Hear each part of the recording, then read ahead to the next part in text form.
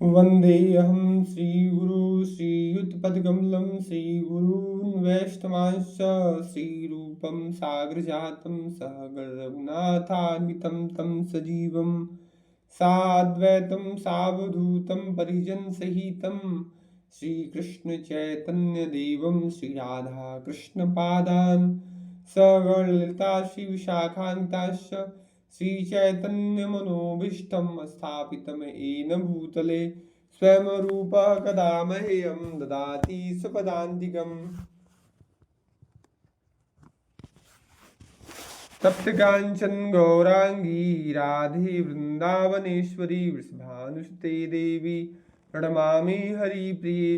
हे कृष्ण करुणा सिंधो दीनबंधो जगत्पते गोपेश गोपिकान्त राधाकान्त नमोऽस्तुते। ॐ अज्ञानतिमिरान्धस्य ज्ञानाञ्जनशलाकया चक्षुरुन्मिलितमेन तस्मै श्रीगुरुवे नमः। निताई गौर हरि बोल। वृंदावन धाम की जय, नवदीप धाम की जय, राधा कुंड धाम की जय। जय जय श्री राधे श्याम। हम लोग चैतन्य भागवत की कथा कथन श्रवण कर रहे हैं।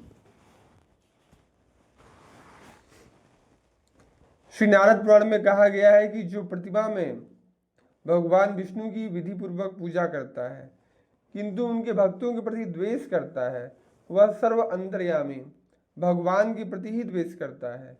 जो मूर्ख ब्राह्मण के चरणों की तो पूजा करता है पर उसके मस्तक पर चोट करता है, वह निश्चय ही नरक में जाता है। वैष्णव जनों की हिंसा की बात तो दूर रही, जो अधम नर साधारण मनुष्यों को भी पीड़ा पहुंचाता है और भगवान विष्णु की पूजा करके भी जो साधारण प्राणियों से द्रोह करता है उसकी पूजा निष्फल हो जाती है और ऐसे लोग दुख प्राप्त करते हैं। जो जन सर्वभूत में स्थित भगवान विष्णु को न जानकर सामान्य व्यक्ति की तरह उनकी पूजा करता है, वह ऐसा व्यक्ति है जैसे एक हाथ से ब्राह्मण के चरणों को धोए और दूसरे हाथ से उसके माथे पर या सिर पर पत्थर मारे। सोचकर समझो तो सही कि ऐसे सब लोगों का क्या कभी कुशल हुआ है या होगा। जितना पाप साधारण जीव की हिंसा से होता है उससे 100 गुना पाप वैष्णव निंदा से होता है। मूर्ति की तो श्रद्धा से पूजा करें परंतु भक्त का आदर न करें तथा मूर्ख नीच और पतित जनों पर दया न करें तथा प्रभु में एवं उनके अवतार में जो भेदभाव रखे, ऐसे सब लोगों को शास्त्र में भक्ता अधम कहा गया है। एक अवतार को भजें पर दूसरे को न भजें। श्री कृष्ण और श्री राम में भेद का व्यवहार करें तथा बलराम और शिव जी के प्रति भक्ति भाव न रखें, ऐसे सब लोगों को भी शास्त्र में भक्ता अधम कहा गया है। बलराम शिव प्रति प्रीत नाही करे, भक्ता अधम शास्त्र कहे ये सब जनारे। ऐसे लोगों का उपयुक्त प्यारों में वर्णन किया गया है जो भक्त हैं किंतु वह भक्ता अधम, जो भगवत मूर्ति की पूजा करते हैं किंतु भक्तों का आदर नहीं करते, भक्तों का सम्मान नहीं करते, वे भक्ता अधम है। जो मूर्ख पुरुष को भगवत गुण महिमा तत्व सुनाकर भगवत सम्मुख नहीं करते, विद्या अभिमान में या इससे क्या माथा पच्ची करें यह जानकर उस पर दया नहीं करते, वे भक्ता अधम है। ऐसे जो नीच एवं पतित पुरुषों के प्रति दया न कर उनसे दूर भागते हैं, भक्त होते हुए भी वे भक्ता अधम है। जो श्री भगवान को मानते हैं उन्हें निर्विशेष निराकार ज्योति स्वरूप मानकर उनके अस्तित्व को स्वीकार करते हैं परंतु उनके अवतार स्वरूप को नहीं मानते, या जो नित्य धाम में विराजित श्री भगवान में और प्राकृत जगत में अवतीर्ण भगवत स्वरूप में भेद मानते हैं, उन्हें एक नहीं मानते, वे भक्ता अधम है। भगवत स्वरूपों में या अवतारों में भेद मानने वाला तो भक्ता अधम ही है, वरम वह भगवत अपराधी भी है। ईश्वरत्वे भेद मानी ले है अपराध। श्रीमद् भागवत महापुराण में कहा गया है कि जो केवल अर्चा विग्रह में ही श्रद्धा पूर्वक श्री हरि की पूजा करते हैं परंतु न उनके भक्तों का सम्मान करते हैं और न जीवों का आदर करते हैं, वे प्राकृत भक्त कहे जाते हैं।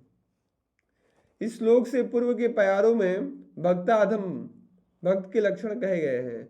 इस भागवतीय श्लोक में उनसे मिलते जुलते लोगों की बात कही गई है और उन्हें कहा गया है प्राकृत भक्त। राजा निमि की सभा में श्रीहरि योगिंद्र ने रति प्रेम के तारतम्य में जो भक्तों का प्रकार भेद होता है उसी विषय कथन प्रसंग में यह श्लोक कहा है, जिसमें एक प्रकार के भक्तों का लक्षण कहा गया है।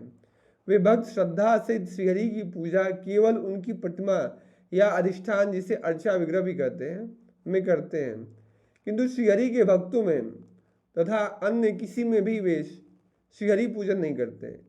इसका विशेष कारण यह है कि वे श्रीहरि के अन्य अधिष्ठानों को नहीं जानते, जिनका परिचय एकमात्र शास्त्रों से मिलता है। श्रीहरि सर्वगत सर्वत्र विराजित हैं। वे विभू तत्व हैं। अस्थावर जंगम हर प्राणी में, देवता गंधर्व आदि सब में वे अंतर्यामी रूप से रहते हैं। समस्त जीव ही उनके अधिष्ठान आधार हैं। परम ब्रह्म स्वयं भगवान श्री कृष्ण अनादिकाल से नारायण, राम, नरसिंह एवं शिव आदि समस्त भगवत स्वरूपों में आत्म प्रकट कर विराजमान है। सभी जीवों में फिर भक्त जीव की एक विशेषता है। सब जीवों में वे अंतर्यामी रूप से अधिष्ठित रहते हैं, विद्यमान रहते हैं। भक्त जीव में वे अंतर्यामी रूप से तो विराजमान रहते ही हैं, वरम भक्त की भक्ति के वशीभूत होकर, भक्त के भक्ति के वश में होकर वे भक्ति वशा पुरुष भक्त के हृदय में स्वयं रूप से भी विराजमान रहते हैं। इसलिए भक्त जीव श्रीहरि के विशेष अधिष्ठान हैं। वे लोग इस रहस्य को न जानकर हरि भक्त रूप अधिष्ठान में श्रीहरि की पूजा नहीं करते। इसी प्रकार वे और भी अस्थावर जंगम आदि अधिष्ठानों में श्रीहरि की पूजा नहीं करते, इसलिए उन्हें प्राकृत भक्त कहा गया है। प्रश्न उठता है कि वे श्रद्धापूर्वक श्रीहरि की पूजा करने पर भी श्रीहरि भक्त के चिन्मय स्वरूप की तादात्म्यता प्राप्त क्यों नहीं कर पाते, जबकि श्रद्धापूर्वक भक्ति साधक के शरीर मन इंद्रिय वृत्तियों को तादात्म्य कर चिन्मय अप्राकृत बना देती है। सारी बात आ जाती है श्रद्धा पर। उनकी श्रद्धा कैसी है? श्रद्धा शब्द के आदर, शुद्धि आदि अर्थों में मुख्य अर्थ है। परमार्थ में शास्त्रार्थी दृढ़ प्रत्यय, शब्द कल्पद्रुम अर्थात शास्त्र वचनों के अर्थ में दृढ़ विश्वास। उन लोगों में शास्त्र वचनों में दृढ़ विश्वासात्मक श्रद्धा नहीं होती। उन लोगों को शास्त्र के वचनों में दृढ़ विश्वास नहीं होता। यदि होती तो वे श्रीहरि को विभू तत्व जानकर सर्व अधिष्ठानों में, समस्त शरीरधारियों में उनकी यथासंभव पूजा करते, किंतु वे ऐसा नहीं करते। श्रीहरि के प्रति उनका वास्तव आदर भी उनके आचरण से सूचित नहीं होता, वरना वे श्रीहरि के सर्व अधिष्ठानों में किसी की भी उपेक्षा नहीं करते। इसलिए उन लोगों में शास्त्र कथित आदर रूप श्रद्धा नहीं है। फिर श्लोक में श्रद्धा से उल्लेख का क्या उद्देश्य है? श्री जीव गोस्वामी पाद ने इस श्लोक की टीका में लिखा है कि इयंचा श्रद्धा न शास्त्रार्था अवधारण जाता लोक परंपरा प्राप्तैव। उनकी श्रद्धा शास्त्रार्थ की अवधारणा से पैदा श्रद्धा नहीं है, केवल लोक परंपरा से प्राप्त श्रद्धा है, अर्थात सांसारिक सौजन्य आदि की तरह उनकी श्रद्धा है। प्राकृत भक्त का अर्थ उन्होंने किया है जिसने अभी थोड़े समय से भजन शुरू किया हो या भजन में थोड़े समय से लगा हो। क्रमशः उसमें उत्तमा भक्ति प्रकट हो सकती है, उससे उसमें भगवत प्रेम का अभाव दूर होगा, भक्त महात्मा का ज्ञान होगा, फिर वह सर्वत्र सभी जगह सर्व अधिष्ठानों में श्रीहरि की पूजा करेगा। किंतु ध्यान देने वाली बात है कि जिस प्रकार श्रीहरि प्रतिमा की पूजा होती है, ठीक उसी प्रकार जीव अधिष्ठान में भगवत पूजा संभव नहीं है, कहीं कहीं संगत भी नहीं है। जैसे भगवत मूर्ति के चरणों में तुलसी देने का विधान है, किंतु जीव या भक्त जीव के चरणों में, जैसे संतों के चरणों में तुलसी देने का विधान नहीं है। इसलिए सर्व जीवों को श्रीहरि का अधिष्ठान जानकर उनको प्रणाम आदि द्वारा आदर देना कर्तव्य है। अपने इष्ट देव को समस्त भगवत स्वरूपों में अधिष्ठित जानकर भक्त उनका सम्मान करता है। इसलिए कोई भी भगवत स्वरूप अपमान के योग्य नहीं है, आदरणीय है।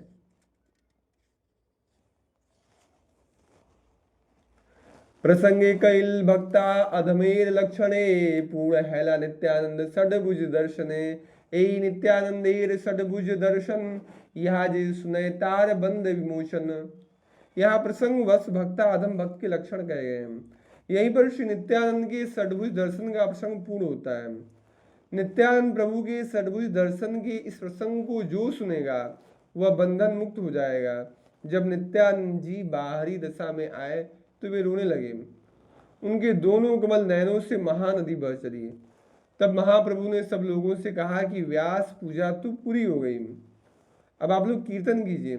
प्रभु की आज्ञा पाकर सबको बड़ा आनंद हुआ और तत्काल चारों ओर कृष्ण नाम की ध्वनि होने लगी।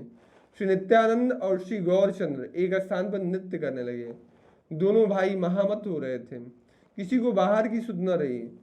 सब वैष्णव वृंद आनंद में विहल हो उठे। व्यास पूजा महामहोत्सव में महान कौतूहल हो उठा। कोई नाच रहा था, कोई गा रहा था और कोई धरती पर लोटपोट कर रहा था। सभी चरण पकड़ रहे थे, जिसका जिसे मिल जाए। श्री कृष्ण चैतन्य महाप्रभु की माता जगन माता सची देवी वहीं पर एकांत में बैठी हुई यह सब लीला देख रही थी। श्री कृष्ण चैतन्य महाप्रभु और नित्यानंद प्रभु को देखकर ये दोनों मेरे ही पुत्र हैं, ऐसा उनके मन में भाव आ रहा था। व्यास पूजा महामहोत्सव तो परम उदार है, इसका वर्णन एक अनंत देव ही कर सकते हैं और कोई नहीं कर सकता। मैं तो श्री चैतन्य चरित्र के कुछ सूत्र ही कहता हूँ, कारण कि जिस किसी प्रकार भी श्री कृष्ण का गुणगान करने से हित होता है। व्यास पूजा के आनंद में दिन बीत गया। वैष्णवगण श्री कृष्ण चैतन्य महाप्रभु के साथ नाच रहे थे।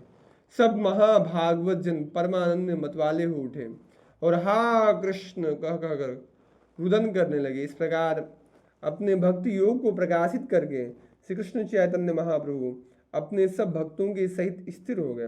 फिर श्रीवास पंडित के प्रति श्री कृष्ण चैतन्य महाप्रभु बोले कि व्यास पूजा के सब नैवेद्य को शीघ्र ही ले आओ। वे तत्काल सब सामग्री ले आए। उसे प्रभु ने स्वयं अपने हाथ से सबको बांट दिया। प्रभु के श्रीहस्त का प्रसाद पाकर तुरंत ही सब भक्तजन आनंद से विभोर हो गए और पाने लगे। उस घर के भीतर जितने भी मनुष्य थे सबको बुलाकर श्री कृष्ण चैतन्य महाप्रभु ने अपने हाथ से उनको प्रसाद दिया, जिसको पाकर ब्रह्मा आदि भी अपना परम सौभाग्य समझते हैं। उसी को वैष्णवों के दास दासी जन तक पा रहे हैं। यह सब कौतुक चित्र श्रीवास जी के आंगन में हुआ, घर में हुआ, इसलिए श्रीवास के भाग्य की सराहना कौन कर सकता है। इस प्रकार नवद्वीप में दिन दिन नाना प्रकार के कौतुक होते हैं जिन्हें सब नहीं जान सकते। श्री कृष्ण चैतन्य महाप्रभु एवं श्री नित्यानंद प्रभु मेरे जीवन प्राण हैं। उनके युगल चरणों के सानिध्य में मैं श्री वृंदावन दास उनकी लीलाओं का गान करता हूँ।